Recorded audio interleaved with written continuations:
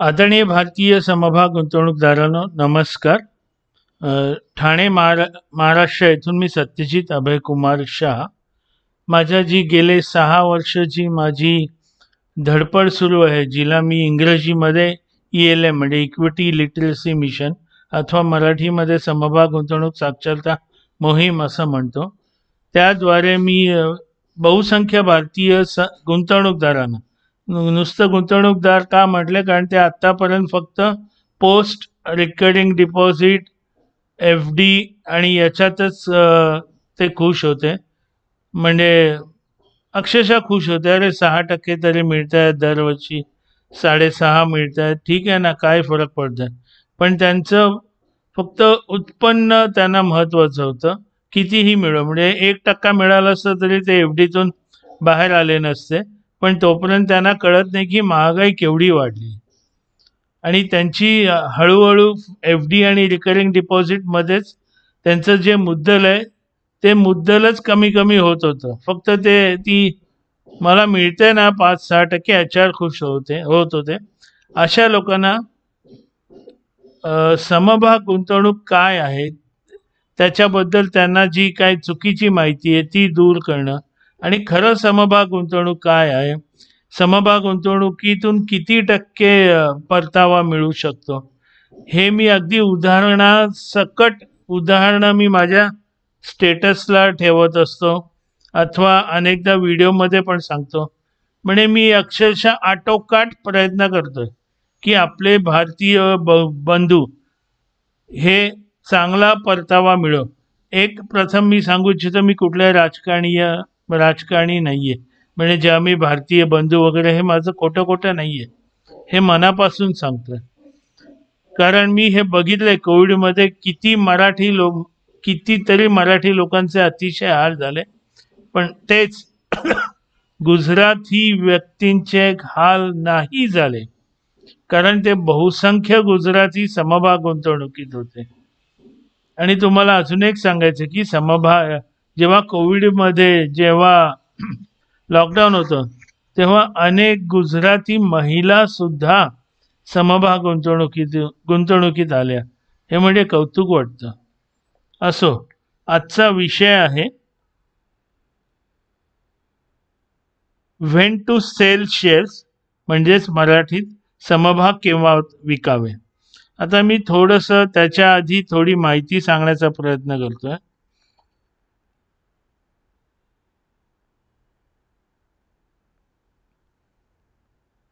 माझ्या असं पाहण्यात आलंय, माझ्या असं लक्षात आलंय किंवा मी स्वतः जेव्हा पूर्वी होतो, जेव्हा माझा अभ्यास कमी होता किंवा या समभाग गुंतवणुकीकडे दुर्लक्ष केलं होतं, तरी माझे अनेक गोष्टी या खऱ्या ठरल्यात.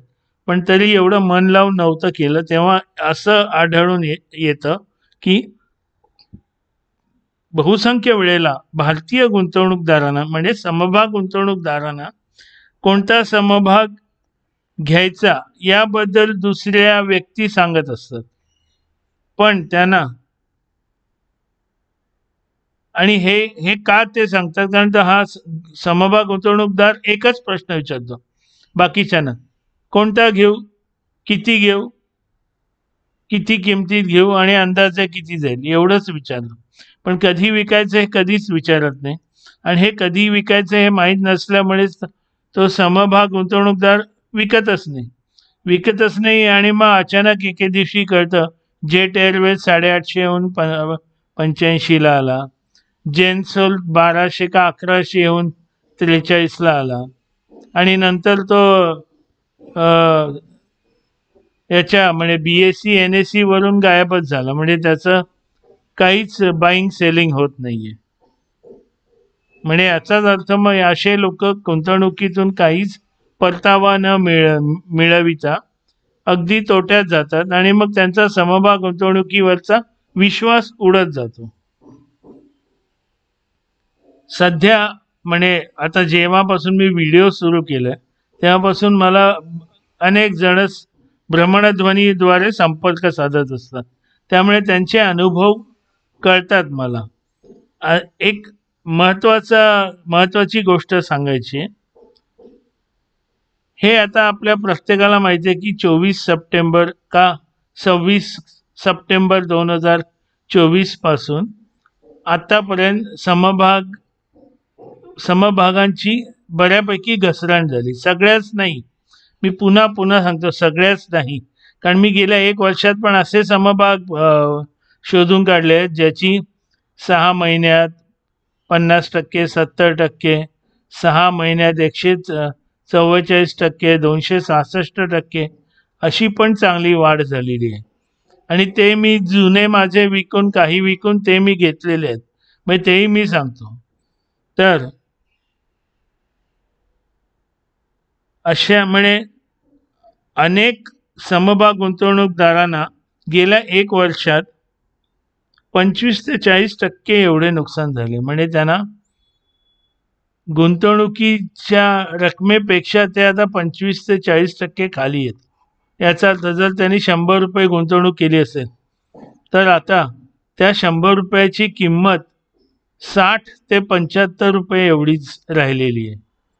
आणि गेल्या काही एक आठवड्यात वगैरे तो तोटा तर 30 ते 45% खाली आलाय. याचा अर्थ 70 ते 65, 100चे 70 ते 65 एवढेच झालेले आहेत. 65 नाही, 55, म्हणजे एवढं झालंय. पण माझी एक तुम्हाला गोष्ट सांगतो. मला गेल्या 1-1.5 महिन्यापासून मी बऱ्यापैकी पैसा काढत चाललोय, कारण मला हवेत पैसे. तर मी बघितलं की माझी समभागाची किंमत, म्हणजे ज्याला पोर्टफोलिओ व्हॅल्यू, ही कमी नाही झाली आहे, उलट मध्ये वाढत गेलेली. परत गेल्या 1 आठवड्याच्या का 3-4 दिवसात थोडी कमी झाली. म्हणजे मला नफ्यात तोटा झालाय, तोट्यात तोटा नाही झालाय. हां, त्यात आता माझे समजा 70 वगैरे असतील समभाग, त्याच्यात 3-4 अजूनही लाल, म्हणजे 3-4 लालमध्ये आहेत. कारण ते माहीत असतं का, एखादा समभाग असा जातो, असा जातो, असा जातो, असा जातो. म्हणजे मला काळजीचं काहीच कारण नाही, कारण मी ओव्हरऑल नफ्यामध्ये आहे.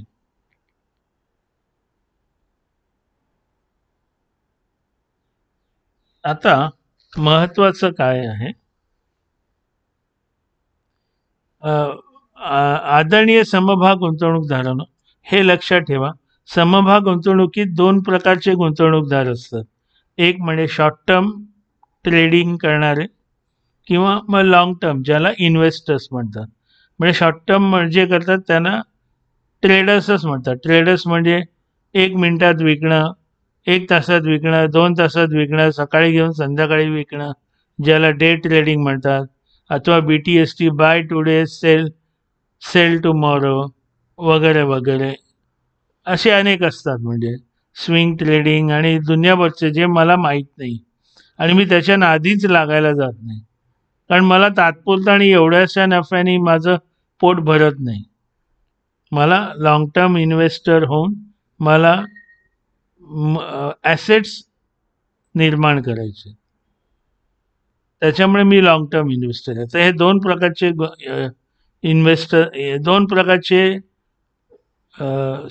समभाग गुंतवणूकदार असतात. आता कधी समभाग विकायचा, हे ट्रेडर्स किंवा शॉर्ट टर्म ट्रेडर्स किंवा शॉर्ट टर्म इन्व्हेस्टर्स यांना काहीच सांगायची गरज नाही. आणि हे काही त्यांना 1% नफा मिळाला, 2% मिळाला, 5% मिळाला, 6% मिळाले, तरी ते खुश असतात. आणि त्यांना पटपट हवं असतं. त्यांना असं नाही, जसं मला MRFमध्ये 2,500चा आज 1,55,000 झाला, त्यांना तसं काही नको असतं. किंवा शक्ती पंप्स मी अंदाजे 28 रुपयाला घेतलेला, तो आज 900ला आलाय का 980 का माहीत नाही. हे असं त्यांना नको असतं. त्यांचं काय 28चा 32ला गेला, 34ला गेला, त्यांना काय फरक पडत नसतो. त्यांना ते जो नफा आहे तेवढाच त्याच्याशी मतलब असतो. आता पुढचे जे कोण आहेत, आता समजा गुंतवणूकदार आहेत, पण ते कमी क्वांटिटीमध्ये घेतात, म्हणजे कमी संख्येने ते समभाग घेतात. आणि समभाग घेतला त्यांना कळत नाही की आपण लॉंग टर्म आहोत का शॉर्ट टर्म आहोत का मिड टर्म आहोत. मग त्यांना काहीच कळत नाही काय काय करायचं. मग अशा वेळेला अशा लोकांनी ना त्यांच्या डोक्यात जेवढा नफा हवा किंवा जेवढी तुम्हाला गुंतवणुकीवर जेवढा फायदा हवा तेवढा मिळाला की सरळ बाहेर पडा ना आता. कारण तुम्हाला काहीच नको आहे ना. तुम्हाला लाँग टर्म गुंतवणूक नको आहे. तुम्हाला 2,500चे 1,55,000 नको आहेत. मग तुम्हाला जे मिळते नफा घेऊन बाहेर पडा. कारण तुम्हालाच अजून माहीत नाही तुम्हाला काय करायचं. असे गोंधळलेले समभाग गुंतवणूकदार 60 ते 65 ते 70% आहेत भारतात. जे सुरुवात करतात हां, हां, मी लाँग टर्म आहे, पण ते नंतर काहीच कळत नाही त्यांना. मग इथे का तिथे. म्हणजे या राजकीय पक्षात का त्या राजकीय पक्षात का त्या राजकीय पक्षात. त्याच्यानंतर आणि आणि हे लोक ना कमी क्वांटिटी घेत असतात. त्याच्यामुळे कमी क्वांटिटी असल्यावर तुम्ही काय करणार?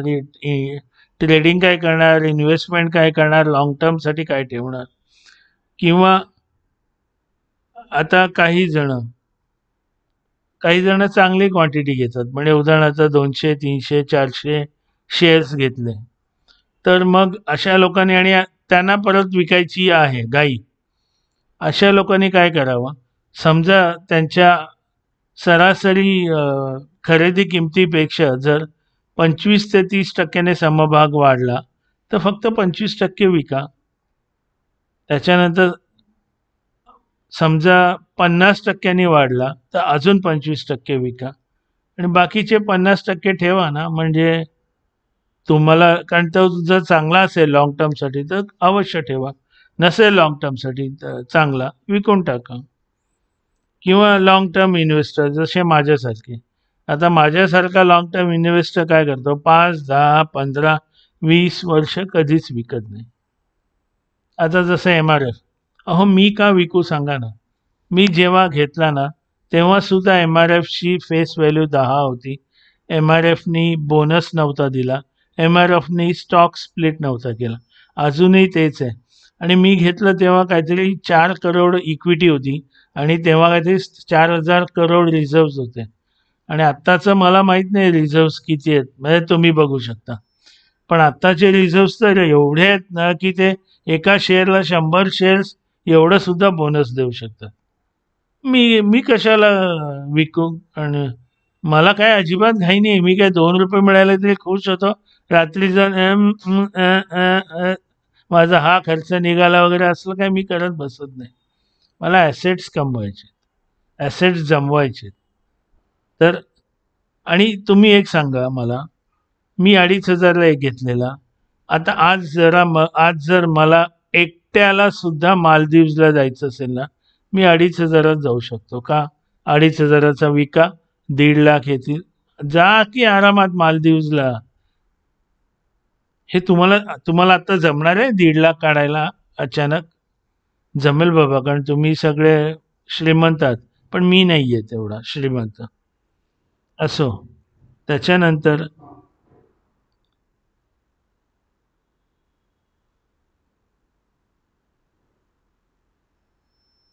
त्याच्यानंतर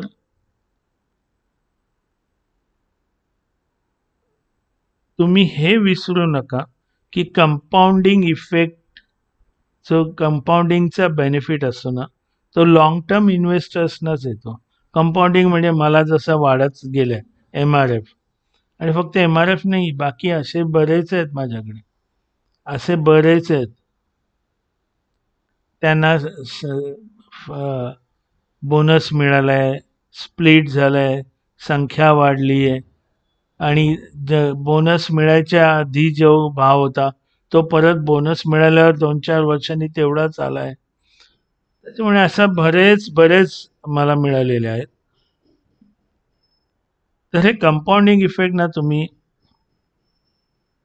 नाही मी 5% मिळाले, 10% मिळाले, 20% मिळाले, 25% मिळाले असं नाही आहे. MRF हा अनलिमिटेड तुम्हाला बेनिफिट देऊन जाणारा समभाग आहे.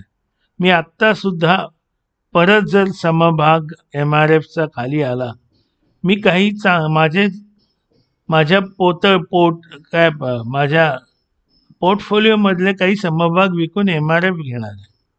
मला माझ्यावर शांतपणे बसणं चांगला समभाग आहे. आता माझी गुंतवणुकीची पद्धत कशी असते, मी ABC ॲनालिसिस करतो. ए म्हणजे MRF सांगायची गरज नाही, असे अजून 4-5 आहेत. बी मध्ये कसं असतं, ठीक आहे मी असे 1-2-3 वर्षात विकू शकतो. सी म्हणजे ठीक आहे आता 6 महिन्यात मी विकू शकतो, 2 महिन्यात विकू शकतो, पण शक्यतो माझे बी आणि सी कमी असतात, एच असतात. पण आताच्या या पडझडीत मी ना लॉस बुकिंग सुद्धा खूप केलंय. म्हणजे मला कळतंय की तो समभाग जास्त वर नाही जाऊ शकत सध्या तरी, आणि त्याला वर जायला 1-2-3 वर्ष लागतील. उदाहरणार्थ पूर्वीच्या जनरेशनचे म्हणजे ओल्ड जनरेशन IT शेअर्स मी ते 1-1.5 वर्षापूर्वीच विकून शांत बसलोय आणि मला अजूनही दुःख होत नाही. आजही मी त्याची किंमत बघतो, सगळे खाली आहेत, भरपूर खाली आहेत, मी विकल्यापेक्षाही खाली आहेत, बऱ्याचपैकी खाली आहेत. त्याच्यामुळे मी कुठेच चूक केलेली नाही, सुदैवाने. म्हणजे खरंच देव आहेत. आणि त्याचप्रमाणे मी काय करतो, मी भरपूर संख्येने घेऊन ठेवतो. म्हणजे समजा आता मला तो खूप उपयोगी पडली ही माझी पद्धत.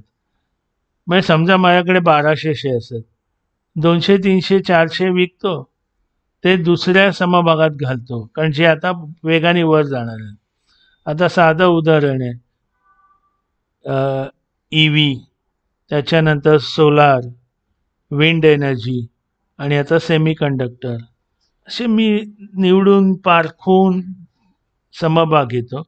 आणि ते घ्यायला आता माझ्याकडे पैसे नाही आहेत, तर ते मी इथले वापरतो ना.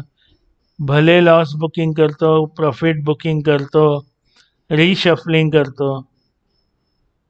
कारण काही समभाग जुने झाल्यावर त्यांना मग वाढायला त्रास होतो. आणि एक महत्त्वाचं सांगतो, काही जणांनी असं सांगण्यात आलंय मला की त्यांना तेच बरं वाटतं FD आणि म्युच्युअल फंडमध्ये काय 8% मिळाले, 10%, FD पेक्षा जास्त मिळाले. ते म्हणतात आम्ही कुठल्या फायनान्शियल कन्सल्टंटला विचारणार नाही. का माहिती आहे का, कारण त्या कन्सल्टंटला पैसे द्यावे लागतात.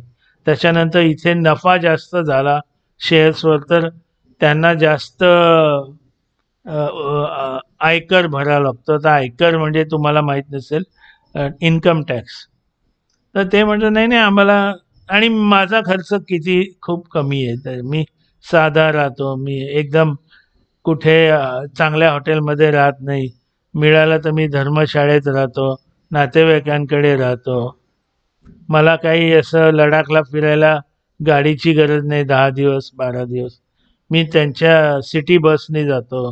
काय होईल, 10 दिवसाची ट्रिप 30 दिवस होईल, पण कॉस्ट वाचते. तर हे असं करू नका हो, कारण तुम्ही अजूनही, आणि पहिली गोष्ट म्हणजे तुम्ही स्वतःला एखादी गोष्ट माहीत झाल्यावर, पीई हे माहीत झाल्यावर तुम्ही लगेच स्वतःला वॉरन बफे किंवा राकेश भाई समजू नका. तुमचा घामाचा पैसा आहे ना, द्या ना सुरुवातीला फायनान्शियल कन्सल्टंटची मदत घ्या आणि पैसा द्या त्यांना, काय फरक पडतो. मग तुम्ही मुलांना शाळेतही नका टाकू ना, पुस्तकं आहेत आणा घरी, तुम्ही अतिशय हुशार आहात ना, शिकवा मुलाला. 10वीची परीक्षा बाहेरून द्यायला सांगा. तेव्हा काहीतरी विचित्र अशा चुका करू नका. पैसा तुमचा आहे, घामाचा आहे, माझा तर घामाचा आहे. त्याच्यामुळे मी अगदी जपून व्यवस्थित, आणि माझं एक तत्व आहे, मला समभाग गुंतवणुकीत जास्त ROI मिळाला पाहिजे. आता तुम्ही हे ROI गुगलमध्ये पण नाही बघणार. ROI म्हणजे रिटर्न ऑन इन्व्हेस्टमेंट, म्हणजे माझ्या गुंतवणुकीवर जेवढा जास्त मला परतावा मिळेल ते हवं आहे मला. माझ्या मते आजचा विषय सुद्धा तुम्हाला आवडला आवडला तर अनेक म्हणजे तुम्ही माझ्या व्हिडिओवर लाईक करा, शेअर करा, कॉमेंट करा आणि माझ्या यूट्यूब वाहिनीला सबस्क्राईब करा, बेल आयकॉनवर क्लिक करा. आणि दुसरी एक मला तुम्ही मदत करू शकता, तुमचे मित्रमंडळी सगळे सोयरे अनेकांना सांगा. कारण कसं आहे ना, अनेकांना सांगा म्हणजे त्यांनासुद्धा ह्या सगळ्या समजून घेण्याची गरज आहे. आता काल मला एका महिलेनी, मुलगी आहे माहीत नाही, महिला आहे हे माहिती आहे, त्याने असं कळवलं, मी अजूनही उतरलेले नाही आहे समभाग गुंतवणुकीत, पण तुमचे व्हिडिओ बघून मला बरीच माहिती मिळाली. याचा अर्थ त्या महिला उतरतील ना. आता त्या कधी 1 लाख निर्देशांक झाल्यावर उतरतील, 2 लाख झाल्यावर उतरतील, 3 लाख झाल्यावर उतरतील, हे मला माहीत नाही. पण त्यांना माहिती तरी झाली, त्या अर्धवट अथवा नसलेल्या माहितीने तरी उतरणार नाहीये. आणि हे नेहमी लक्षात ठेवा, हे असा जो 2% उतरलाय म्हणे निफ्टी एका वर्षात, हे कायम राहत नसतं. परत वर जाणार आहे समभाग मंडई, सगळ्या समभागांचे भाव परत वर जाणार आहेत आणि असे वर जातील की तुम्ही हात चोळत बसाल. आज मी एक माझ्या स्टेटसला एक चित्र टाकलंय, तुम्ही आता कसं बघणार माहीत नाही, कारण तुम्ही मला अजून संपर्क साधलेला नाहीये. हे बघा, दिसते की नाही मला माहीत नाही. 1 मिनिट, मी हे, कारण खूप महत्वाचं आहे. हे बघा, जेव्हा निफ्टी 50 21,000 होता, आता दिसते की नाही माहीत नाही, जेव्हा निफ्टी 50 21,000 होता तेव्हा तिथे कोणीच नव्हतं घ्यायला. आणि जेव्हा निफ्टी 50 कितीनी गेलाय तो 26,277, जिथे गर्दी आहे ना ती निफ्टी 50 26,277, तेव्हा किती गर्दी झाली. हे असंच करतात भारतीय समभाग गुंतवणूकदार, खाली आला की असे वाट बघत बसतात आता कधी वर जाणार आहे, आणि मग वर गेल्यावर धावत जातात आणि चुकीचा समभाग घेतात. का असं करता? समभाग कसा घ्यावा हे माहिती आहे का? जेव्हा लोक विकतात ना तेव्हा आपण समभाग घ्यावा, म्हणजे मार्केट खाली असतं. आणि जेव्हा मार्केट वर जातं ना, म्हणजेच मार्केट वर गेल्यावर लोक घ्यायला जातात, हे सगळं चुकीचं आहे. मार्केट खाली असताना घ्यावा. याच्यावर पण मी एखाद्या वेळेस नंतर टाकीन. तेव्हा आदरणीय, वंदनीय, पूजनीय समभाग गुंतवणूकदारांनो, नमस्कार, जय हो. पुन्हा भेटू असला एखादा विषय घेऊन.